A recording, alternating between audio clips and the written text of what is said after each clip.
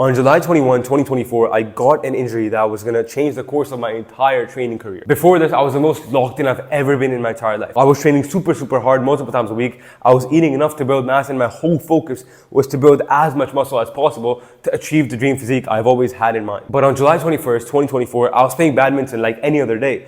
But this time, I tried something called a smash, and I did that with terrible form. I put my arm up overhead, and with full force, I brought it down like this, right? And in doing so, I felt at that moment my shoulder pop out and pop back in, which I later found out is exactly what happened. It's called a subluxation, which is a partial dislocation of the joint. And so a few weeks later, I got an MRI for my shoulder, and I found out that I actually had a partially torn rotator cuff. My supraspinatus tendon, which is a part of the rotator cuff, was partially torn. So in September 2024, I started to work with a coach, and he is someone who has solved these issues for himself. He solved it for countless other people, and so I started working with him. He had me doing the dumbbell bench and dumbbell rows with 3 kilograms.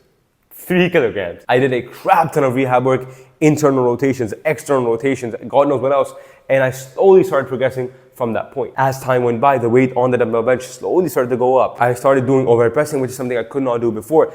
And the weight started to go up on that as well. To the point where I started doing behind the neck pressing, and I started to train to failure on this dangerous exercise. But eventually, 8 months after starting rehab, I pushed myself too hard on the overhead press. I did weight I was not ready for, and that led to me having a flare-up, which took 7 weeks to recover from. This process took place twice. And after that, I was so mentally exhausted. I was like, bro, let this take how long it's gonna take. I'm just gonna focus on my workouts. And that is when I made some pretty darn good progress. But after that point, I had a tweak playing pickleball. I started to become super inconsistent in my training. I got sick. And overall, there were so many ups and downs in my training that I didn't really make much progress. And that entire journey brings us to today.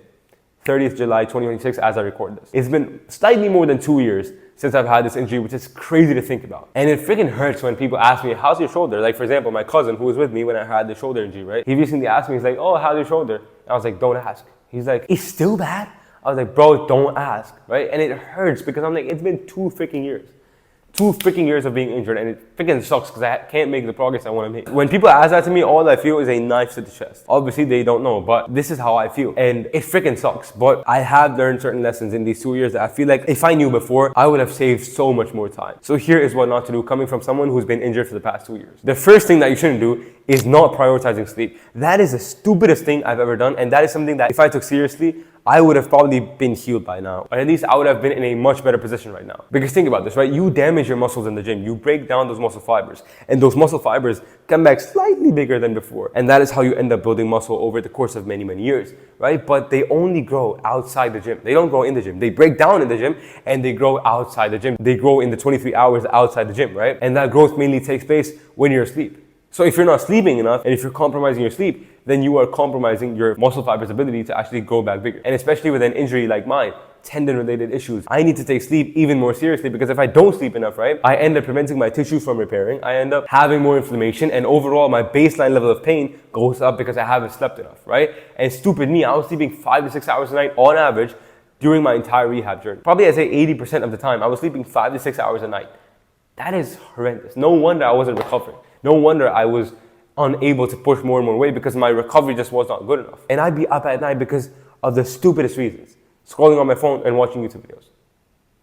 Really, bro? If I had only made this one change, which is sleeping an hour to 2 hours more than I was before, I would have made so much more progress than I have made right now. I probably wouldn't have had that many flare-ups. I probably would not have had that many tweaks, and I probably would have been able to push myself even more because I was fully recovered. And the thing is, at the end of the day, to build muscle, progression is what matters. You need to be getting stronger, whether that's through weight, through reps, through tempo, through form, whatever it may be. You need to keep getting stronger. And you cannot get stronger if you are compromising your sleep because you are not letting those muscle fibers take enough time to actually come back stronger, right? To actually come back bigger. So in a sense, you're shooting yourself in the foot by not sleeping enough because that's stopping you from getting stronger, which is stopping you from building muscle. So sleep as much as you need to. Some people, they need a lot more sleep. For example, my brother, bro, he sleeps like 10 hours a day. He needs that amount of sleep, right? And there are some people that need 4 hours of sleep, 5 hours of sleep, 6 hours of sleep. Find whatever works for you and stick to it. There's no right or wrong here. However, if you still go with the general recommendation of sleeping 7 to 8 hours a night, maybe more than that, right? As someone who trains and works out and lifts, right? And pushes themselves, it's probably a good spot to be in. The second thing that you shouldn't do is not getting in enough protein and calories. This ties in with the previous point because sleep and diet both make up recovery, right? If you're trying to heal from an injury like I am, or you're trying to build muscle, or you're trying to get stronger, You just cannot do that if you eat like a 5-year-old. You are shooting yourself in the foot because you cannot outlast that, right? You just cannot outlast that because you are demanding so much more from your body, but you aren't giving it the necessary fuel in order for it to fulfill those demands. So how can you expect to make the progress that you want to make? During my entire 2-year rehab journey, I probably was not getting enough protein. I'm pretty sure. I would skip breakfast, I'd have lunch, and I'd have dinner, but I wouldn't have insane amounts of chicken or beef, right? I just wouldn't have that. And so I knew for a fact I was under eating in protein, and that was negatively impacting my ability to recover and make progress. And so overall, that led to me having more flare-ups, that led to me having poor recovery, and that led to me struggling to make progress, because of which I would end up pushing myself unnecessarily, and that would lead to more tweaks and injuries and flare-ups. Now, if you're cutting, that's different because you obviously need to eat less, but even then, don't be in such a massive calorie deficit. Reduce it and slowly build it up as your body adapts, right?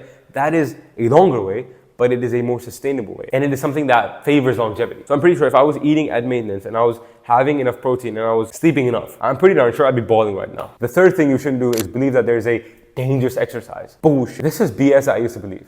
I was like, oh, upright rows are dangerous, leg pressing is dangerous, I can't do that. That is BS. There is no such thing as a dangerous exercise. Yes, are there exercises that put more stress on your joints than others? Yes, but that doesn't make them dangerous inherently. Because thing is, right, after going through my whole rehab process, from not being able to hang from a bar, pain-free, to doing pull-ups with a full range of motion, I realized that the body has this amazing ability to adapt over time. God has made our bodies in a way that we can adapt. We just need time.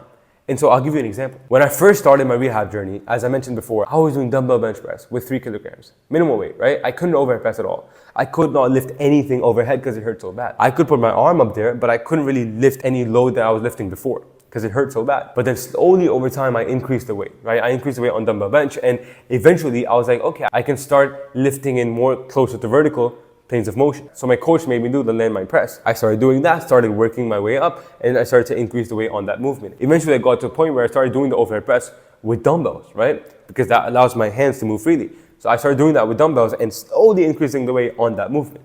And eventually I got to a point where I started doing that with a barbell. I started doing actual overhead press, and then I increased the weight on that. And eventually I got to the point where I was doing behind the neck pressing with minimal weight. I'm talking 2 kilograms per side. Slowly increased the weight on that movement to the point where I was training to failure on the barbell behind the neck press. Such a dangerous exercise. But the irony is my shoulder had never felt better. It never felt better. In fact, when I had my flare up, right, I wasn't doing behind the neck pressing. And after that point, I never did behind the neck pressing until now. I removed this dangerous exercise from my routine, and that made my shoulder weaker. But when I had it there, my shoulder had never felt better. I remember feeling so freaking good in my shoulders when I was doing behind the neck pressing. And so what I've learned from my own experience and looking at other people and YouTube fitness is that only 2 things matter when it comes to any exercise. That is load management and tissue capacity. If you can do an exercise with its full range of motion with no weight and you feel fine, right? Nothing hurts. Then you can start building up with just 1 pound. Just 1 pound, nothing else, nothing too crazy. Like you can use these orange dumbbells, right, that your mom probably has from Walmart. You can use these and you can start building up from here. Like for example, I can get into a chest fly pretty comfortably, right, with no weight. But if I add 45 pounds on each side, it's gonna destroy my shoulder. So what if I start with just 2 pounds, 3 pounds, 5 pounds, right? That doesn't hurt. Okay, fine. Let me add, 2, 3 pounds per session. What's going to happen is, as I keep doing this, my tissues will start to adapt. The connective tissues in my chest and my shoulders are going to start to adapt as I increase the weight over time and as I do more of this movement. And that is how a dangerous exercise is going to become one of your stable exercises. Like for example, again, for me, I can get down to this position no problem, right? So what am I doing? I'm using 3 kilogram dumbbells and I'm slowly building my way back up to a full ATG press, right? Where I'm training close to failure. That is the power of load management and tissue capacity. Just make sure that you're never pushing through pain. And the thing is, right, if you neglect an exercise because it takes you into dangerous positions, you are doing nothing but making yourself weaker because you've always avoided that specific position. Now, what happens if you get into that position somehow, someday, right? The chances of you having an injury increase dramatically. And so that is why getting into these positions with manageable load and building up over time is what will make us stronger, not weaker. Now, the fourth thing that you shouldn't do is neglecting mobility and prehab work. If you do sports or work blue collar, this is going to apply more to you, but it's going to apply even to the general population. Ben Patrick, or Knees Over Toes Guy, he talks about this concept of getting stronger in reverse, which I'll talk about in a second. Now, getting stronger in reverse entails doing certain movements that will be considered rehab movements, like the trap 3 raise or the external rotations or the power raise. These movements are considered prehab movements. At least that's how I think of them. Now, reflecting upon my injury, what did I do? I tried something called a smash, right? So I bobbed my arm down like this, right? Now, what if I got stronger in reverse of that? that exercise is a trap 3 raise. If I was strong at trap 3 raises, I probably would not have had this injury in the first place. Or at least the likelihood of me having this injury would have decreased drastically, because I'm strong in the opposite pattern that keeps my shoulder intact. And that's going to help keep my shoulder intact. Or let's say take, for example, baseball pitchers. When you throw a baseball and you're throwing with full force, you are voluntarily asking for your shoulder to pop out of the socket. That's how much force is going through your arm, right? So what if you got stronger in reversal? That is the external rotation. Because when you get stronger in reverse, you're strengthening all the muscles at the back of the shoulder that are going to keep it intact when you actually throw a baseball. So that's obviously sport specific and blue collar specific, but even for the general population, if you incorporate pullovers, external rotations, ATG split squats, that will help you reverse the damage that comes from the lifestyle that we live right now, the sedentary lifestyle, sitting too much, slouched over, right? That is going to help you reverse that, because you are doing motions that are getting you stronger in reverse. You don't have to go crazy with it, right? Maybe something like doing prehab work once a week, or doing a simple, mini band circuit a couple times a week, like how Alex Leonidas does it, right? It takes like 10 minutes. Because every single time you do prehab work, it's like you're putting coins in a piggy bank. If you put more and more coins, aka do more and more prehab work, you're putting in more coins into that piggy bank. Think of it like that. And for mobility, train in a full range of motion. That is what I'm doing right now, at least. Train in my full available range of motion. Because things, right, if you train with the full range of motion, the range of motion that you can actually train in, you are preventing injury like crazy. Because you are owning the entire range of motion. Think about this, right? If you're doing overhead press, right, and you're going from here to here, right, here to here, or here to here, you're half repping, right? What happens if one day the weight's too heavy or something happens and you go down to here? You don't own this part. You've never been in this part. And you are in this part with a weight that is too heavy. So the chances of you snapping your stuff up goes up dramatically. Now, on the other hand, what if you train from here to here? You own the entire range of motion. Nothing can happen to you in this range of motion, right? Because you're strong in the entire range of motion. Your connective tissues are stronger as well. And also you end up building good muscle as well, because you're training in the full range of motion. And that's going to help you in your mobility as well, because you're actively using that range of motion, right? It's not like passive stretching. So if you don't do this, there are going to be points that are weak. And I don't want that for myself, and I would not want that for you. The last and final thing I wish I would not have done, and that is worrying more about my speed and less about my direction. This is the most important lesson. Most important by far, because when it comes to my rehab journey, the reason it took so long is because I was constantly trying to rush progression. I was constantly trying to force the outcome, trying to lift weights I'm not ready for, trying to rush and do more and more reps so I could heal faster, so I could make more progress and start working towards building my dream physique again. That was a retarded move, because all that led to was more aches, more pains, more flare-ups. Everything that set me back even longer than if I would have just succumbed to the process and just taking my time. So the truth is that the body is going to take as much time as it needs to recover. You can't change that speed, but what you can change is your direction. So as long as you're focused on the things that are keeping you in the right direction, then let time do its thing. You don't need to worry about how long it's going to take, because you're focused on the things that are in your control. Like, for example, a sensible rehab and exercise progression, sleeping enough, eating enough, right? Eating enough protein, minimizing stress.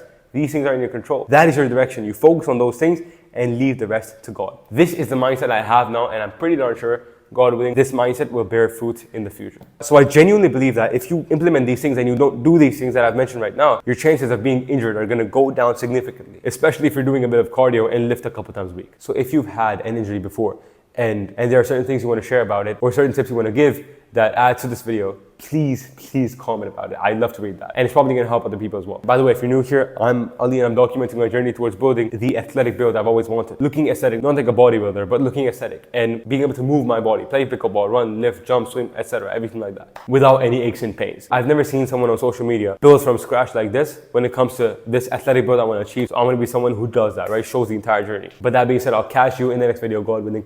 Peace.